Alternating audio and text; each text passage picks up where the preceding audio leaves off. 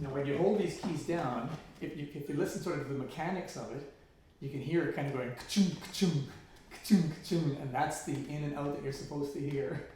And even doing that, some of our keys sometimes do not want to pull themselves back in properly, so I'm up there all the time fixing things.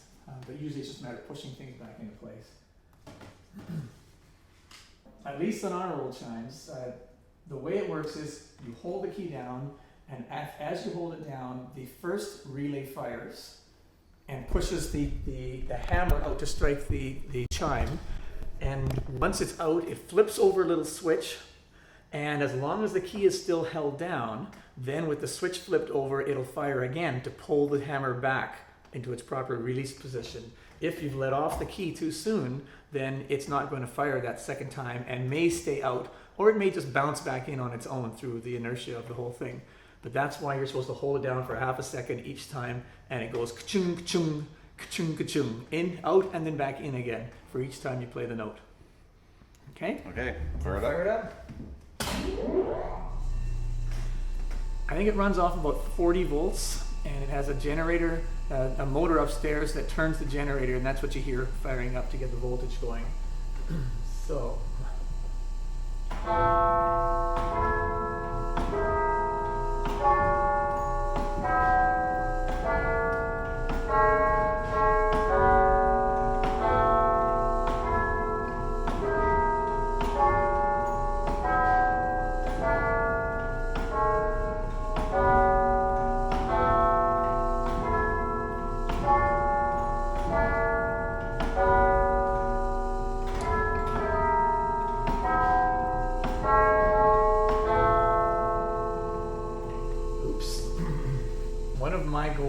Now that I'm retired recently, has been to get this transcribed and onto something electronic. It's official. Comes from Deagan. It's got little Deagan imprints all over it, kind of thing, and so it's arrangements. It's arrangements made for our thing because they're basically in the 10-note range, but certainly would be something you could play.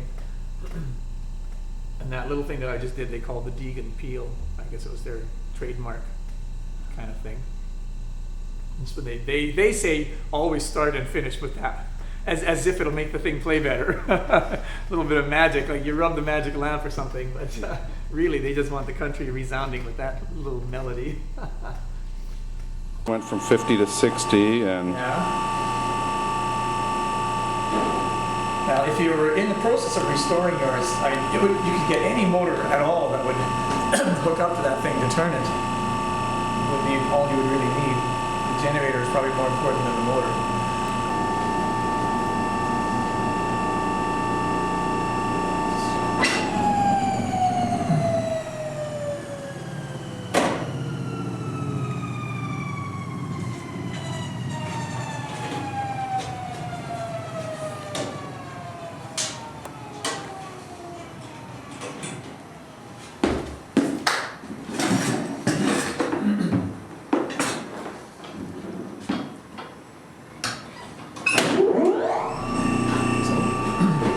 What happens is when you play the keys down below, it just gets through these relays, one for each key, and that's what fires the power upstairs.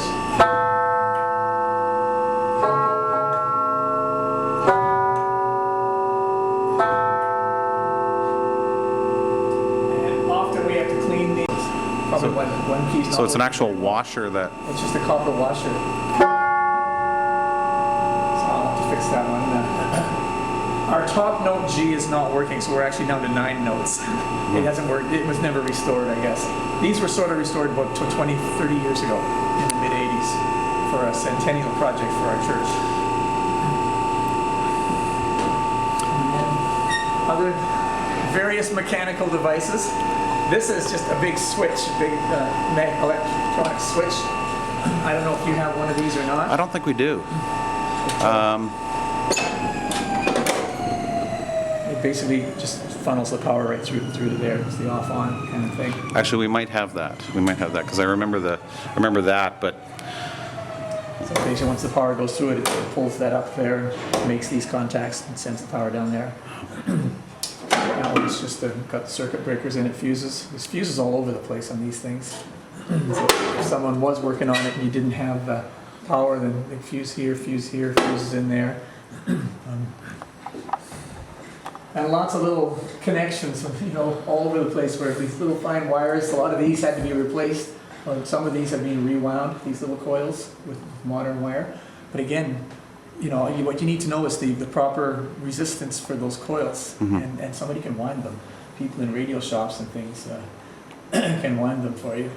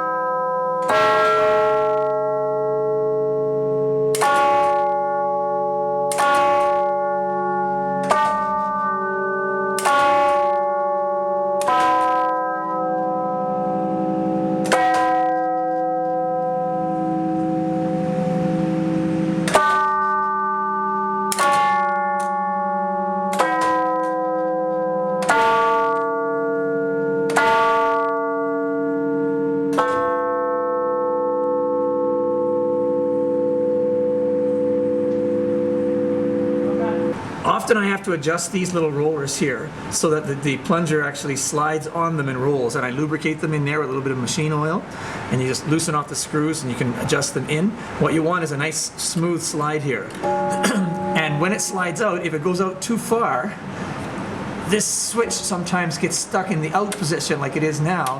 Whoop, no it's not. I can't make it do it. And then it doesn't want to go back in. This is the switch that determines whether or not it's going to fire out or fire in. And that's why you need to hold the key downstairs. When you push it down, it comes out like this. This switch comes out this way. If the key is still held down when this switch is out in place, then it fires the reverse side, which pulls it back in again.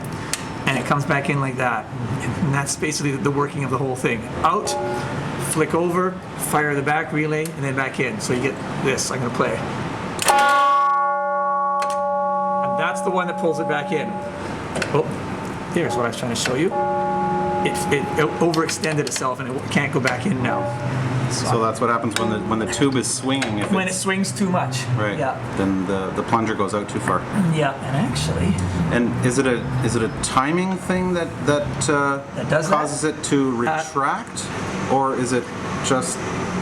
It's the holding. It's having when the key is held down, the contact is made. When this switch flips over, this flips the switch over, and I think the switch is actually located underneath the body there, and that fires this one, which is what pulls it back in. But now it won't pull back in. I'm gonna have to grab a screwdriver. Whoops. I saw one lying around. Yeah, it's on the other side of there. I don't know if we can reach it or not. This is what happened to me on Sunday. And it's the roller is actually sliding over a bit and getting in the way. So if I slide that roller out, and now I can flip that back over. There, like that. So it's this one pushes it out. And if it's out, this one pulls it back in. And it's supposed to just go in. They bounce all over the place though, so even coming back in like that, it bounces back out a ways, and sometimes they get left out partly like that, and that's when it doesn't want to play again. And this is the most common problem we have with ours, is after playing, the plunger bounces itself out to about that position, and then the next time you play it, it won't push out, because it's not inside the magnet there. Right. And so they need to be adjusted so they roll nicely, and they pull in. I will sometimes oil them in the back there, put a few drops of oil. There's an oil hole in there so that it rolls a lot more smoothly. And just a matter of keeping everything moving in the right order.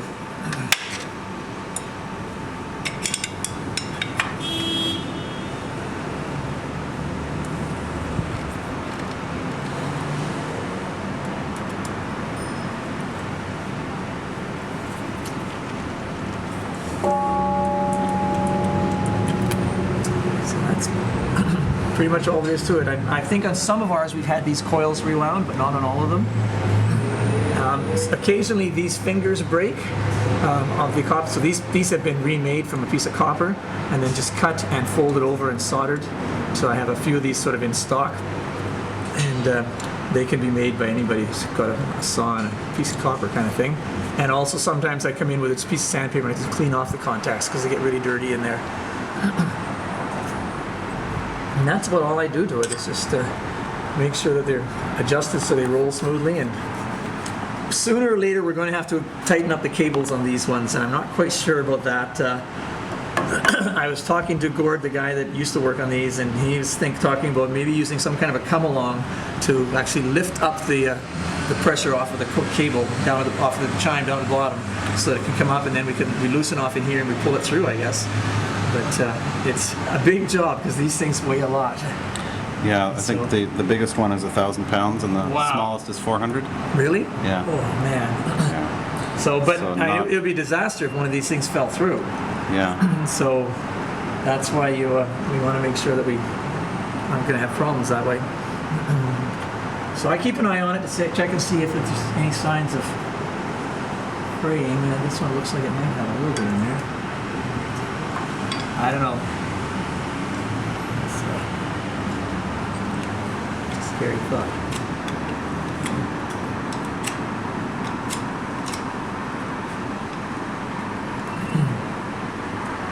But in the meantime, we just use them.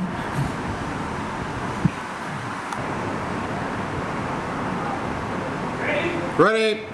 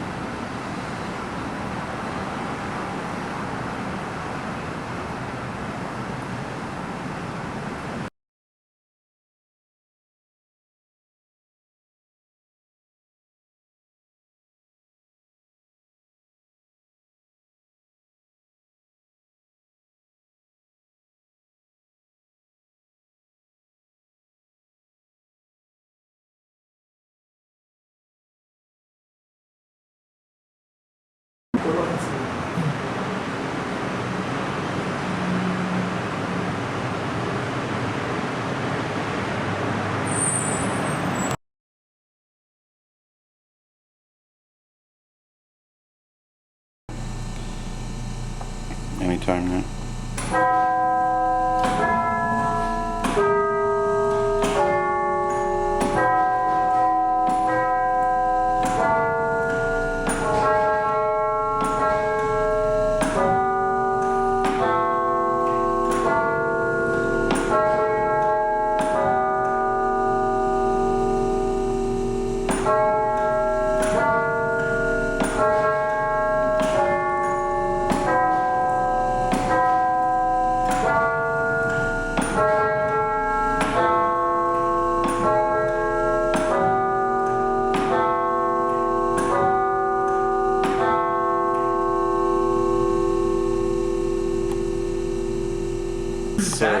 started my whole investigation of this business of the switch and the double relays. The A key doesn't seem to be flipping that switch over. So when the plunger goes out, you can see that mechanically it switches, but underneath I think there's another switch that's not activating. And so it fires twice, but both times it fires on the out push, the push one, instead of pulling the second one firing to pull it back in. So I think I'm going to have to pull that whole A unit right off of its mount and look and see what's actually underneath there, because I never have. But it's hitting twice and then bouncing back in is what it's doing.